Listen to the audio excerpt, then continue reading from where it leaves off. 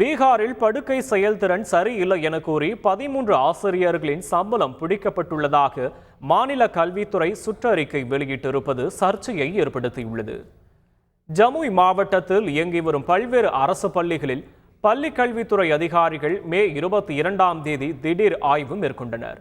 அப்போது பெரும்பாலான ஆசிரியர்கள் பணிக்கு வராமல் இருந்ததும் செயல்திறன் சரியில்லாமல் இருந்ததும் தெரிய வந்தது. ஆசிரியர்களுக்கு எதிராக நடவடிக்கை எடுக்க முடிவு செய்யப்பட்டு சுற்றறிக்கை அனுப்பப்பட்டது. அதில் மோசமான செயல்பாடுகளுக்காக ஊதியம் பிடிக்கப்பட்டுள்ளதாக குறிப்பிடப்பட்டிருக்கிறது. படுக்கை செயல்பாடுகளுக்காகவும் பிடிக்கப்பட்டிருப்பதாகவும் கூறப்பட்டது. தட்டச்சு செய்யும் போது வார்த்தை தவறுதலாக குறிப்பிடப்பட்டு விட்டதாக வட்டார கல்வி அலுவலகம் விளக்கமளித்துள்ளது. செய்திகளை உடனுக்குடன் தெரிந்து கொள்ள உடனே சப்ஸ்கிரைப் பண்ணுங்க.